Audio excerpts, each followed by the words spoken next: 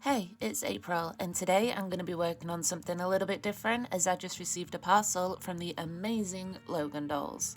So let's check out what's inside. First, we have his monster sculpt in light grey, complete with a bag of hands in different positions, and some spare high-heeled feet. I've honestly been in love with this sculpt for so long, the details are just perfect, and it's slightly creepy, which works well with my style. Also, the hands are magnetic, which is both super satisfying and practical.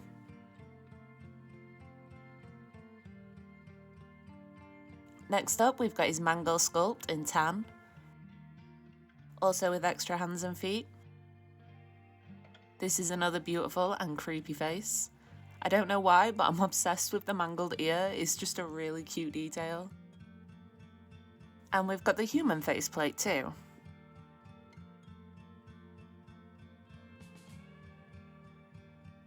There's also a bag of extra goodies.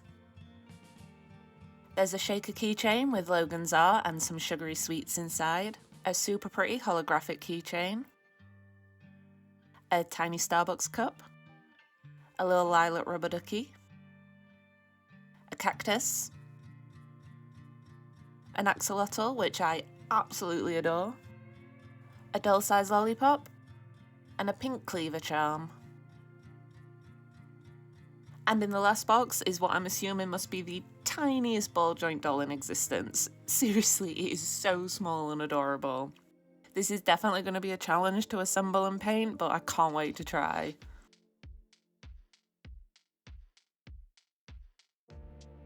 She's got two faceplates, one human and one demon. Little hooved feet. And the smallest hands. Seriously, it's so tiny. But anyway, back to the full-size dolls. I honestly can't express how beautiful these sculpts are. I've been fawning over Logan's photos for a while now, but seeing them in real life is so much more impressive. And all the little extras made it so much fun to unbox too. So let's get started on the monster sculpt. I'm giving the teeth a cream coloured base coat with acrylic paints,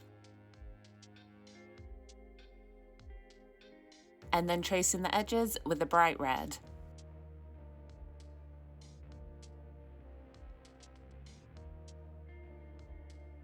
I sketched out the eye details with pencil,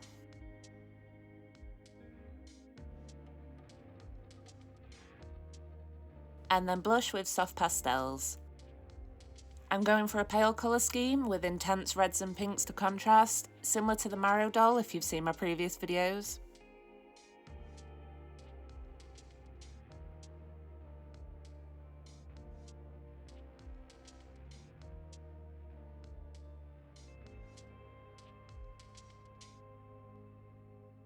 I'm using acrylic paint to colour the waterlines, lips and lashes.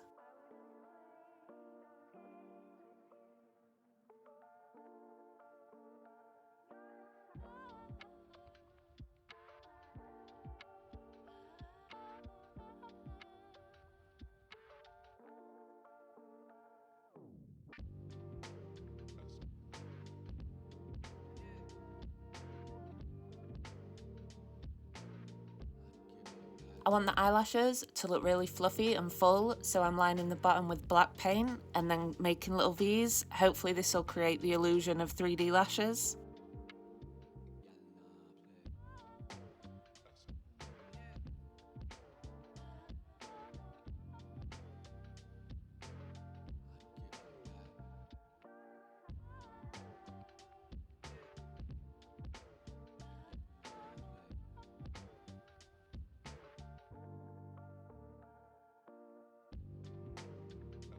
Then building up layers of pastels and pencils.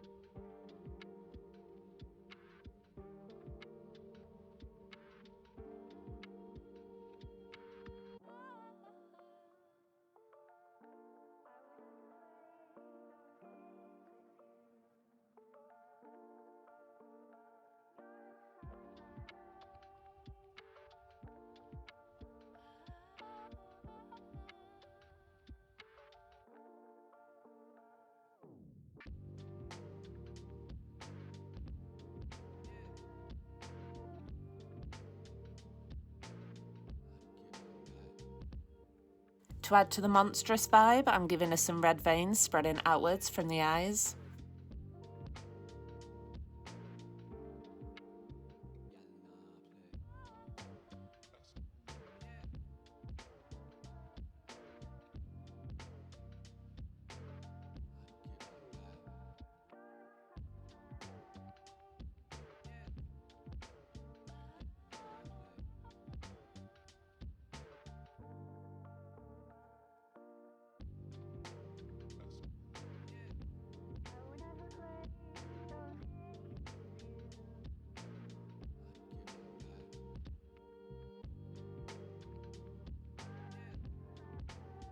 Lots of white highlights.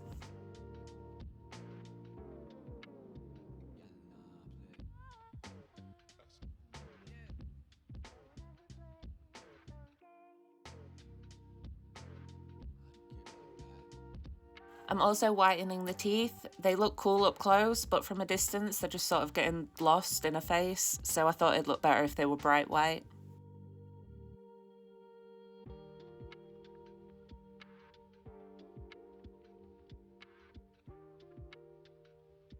I'm happy with the face, so let's make some eyes. Using Apoxie Sculpt for the base.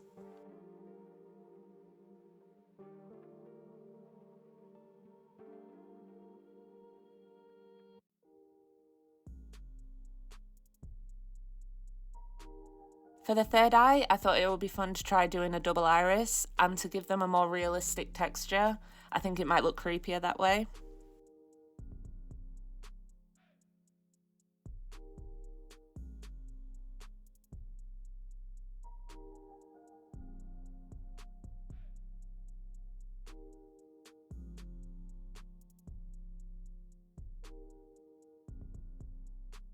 Then paint with acrylics.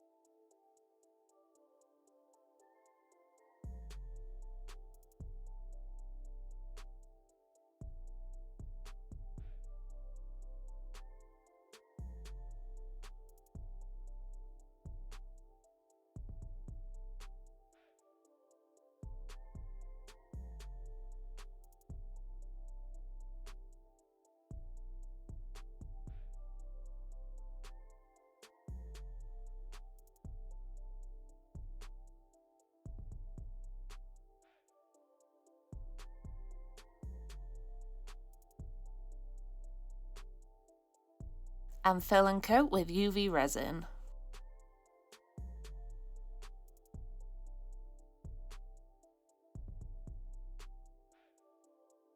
And now I can pop them into the back of the head.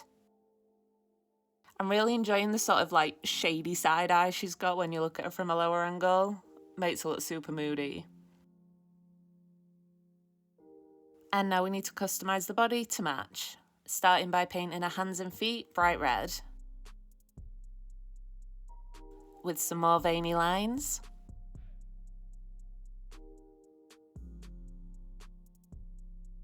Lots of purple splatter for some texture on the skin.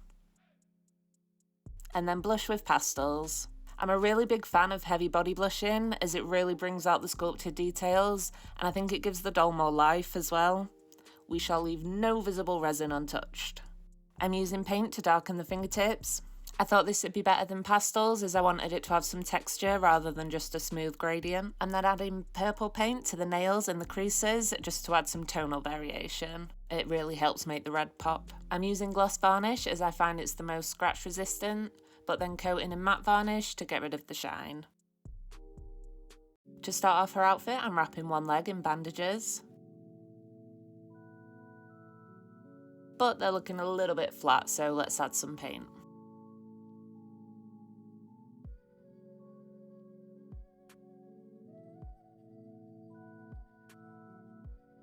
To make a chest wrap, I cut up some strips of linen fabric and then glued them together. Then painted with acrylics.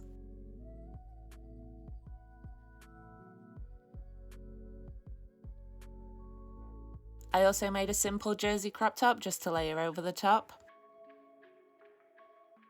For a skirt, I decided not to make a proper pattern and just cut up a bunch of raggedy shapes from the linen fabric instead and then painted them.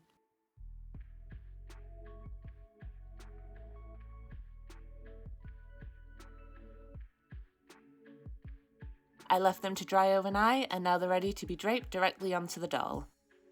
Now that the outfit's finished, we need some accessories, starting with a crown. I made the base with twisted wire and marked off the front opening with some masking tape. Then covered with Apoxie Sculpt. Once it cured, I marked off where I want the spikes to be and then made them by twisting more wire together.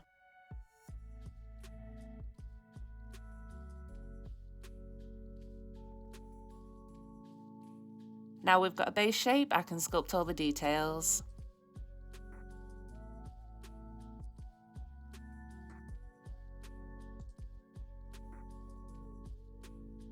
I want it to look like it's made of bone, so I'm aiming for smooth, lumpy shapes.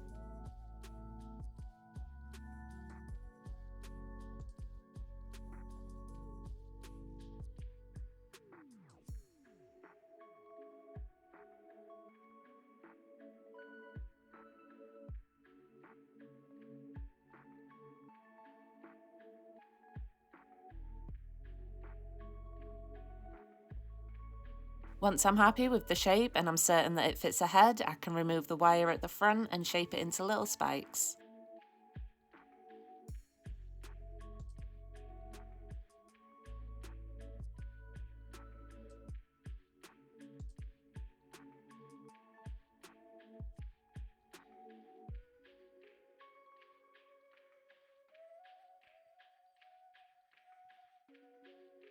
After sanding, it's time for some acrylic paints. I'm starting with a cream base, then a pale brown wash, dry brush with white, add some texture, and some different tones, mainly in yellow. Then a final white dry brush. And we have a bone crown.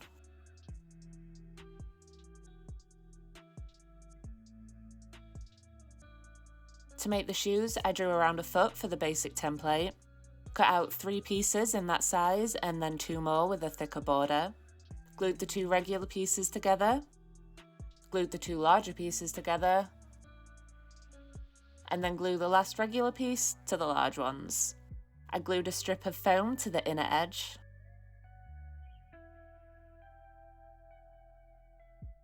And then glued the regular pieces on top, and that's the base shape sorted. A quick coat of glitter and glue, and now I can sculpt the details with epoxy. My idea for this was to make sort of bone sandals, but with little windows to internal fleshy areas, so I'm starting with curled up worms of clay for the flesh.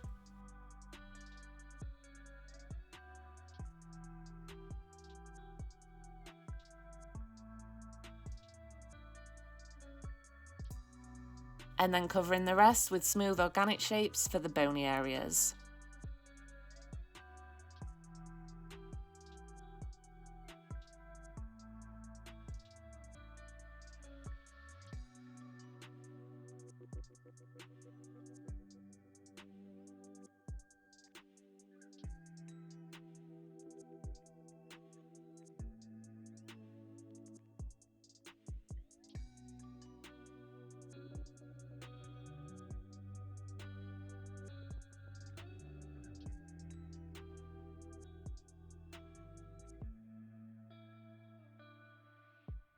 Now for some paint.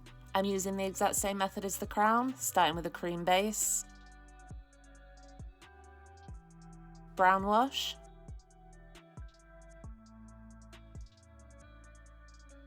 dry brush,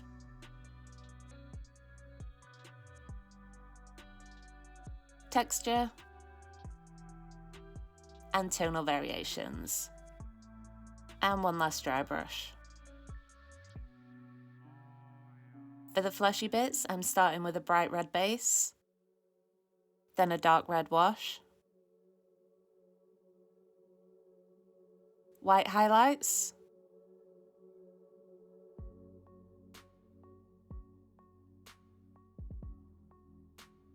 covered in bright red, then some thin highlights in squid pink.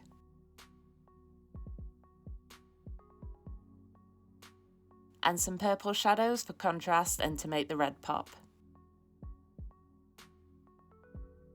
Then smothering gloss so it looks nice and wet and sticky.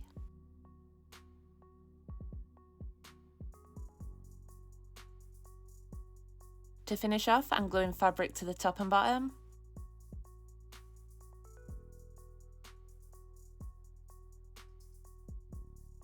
And a rope strap.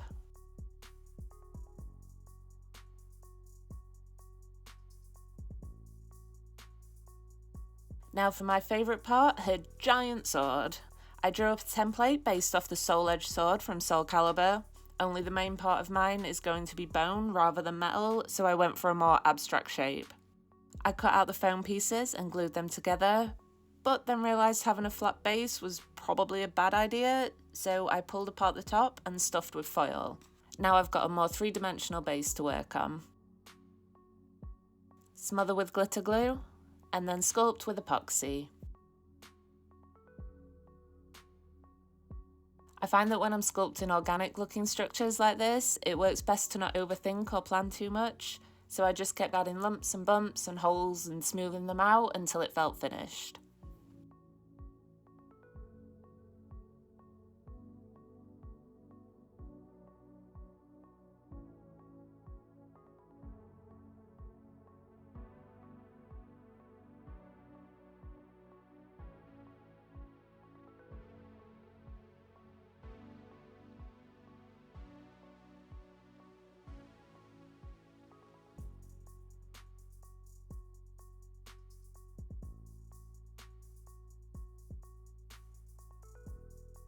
Once I was happy with the general shape, I added the big eyeball to the front.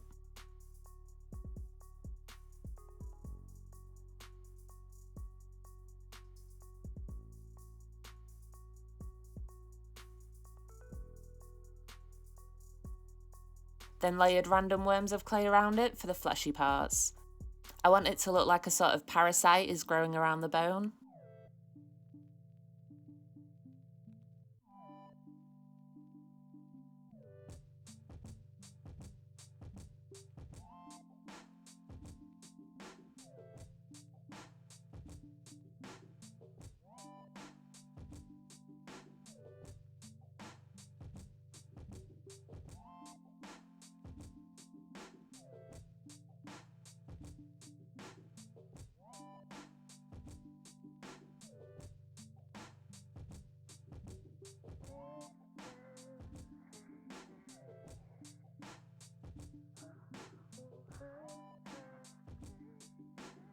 After an eternity of sanding, it's ready for some paint. Again, it's the exact same method as the shoes. I really enjoy this style of painting, it's so satisfying watching the sculpted details come to life with each new layer.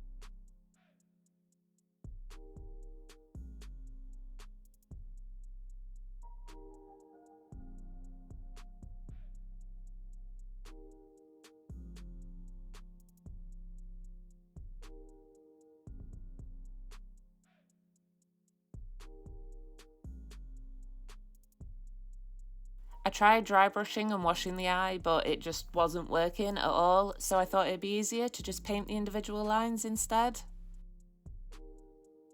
The idea here is to try and make it match the colour of the third eye in her face.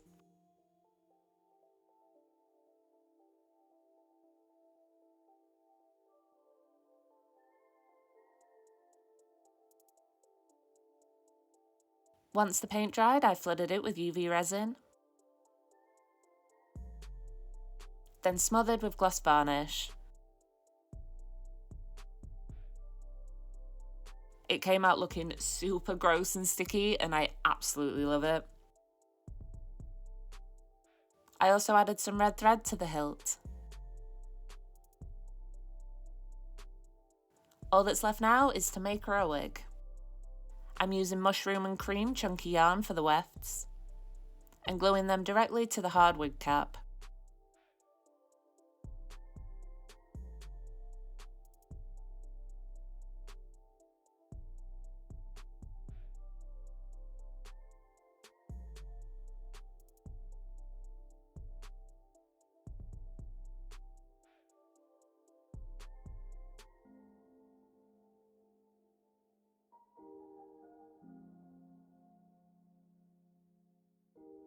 I then cut and styled with warm water with a little bit of glue mixed in.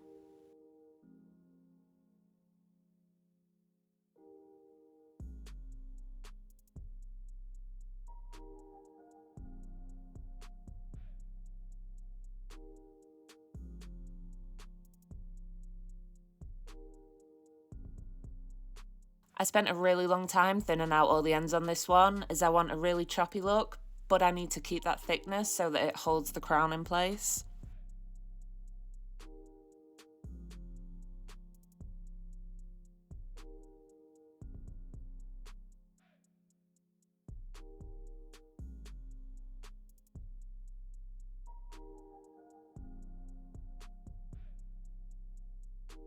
The slope wasn't looking dramatic enough, so I added a couple of longer wefts to the bottom.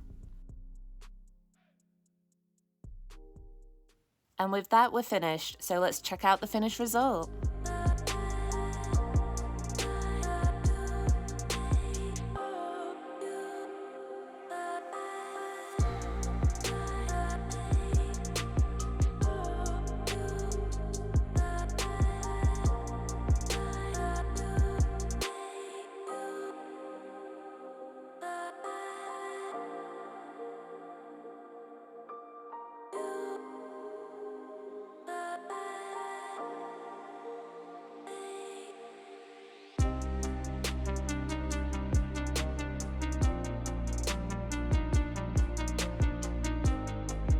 If you want to see more of my characters come to life, then hit that subscribe button, and I'll see you next time.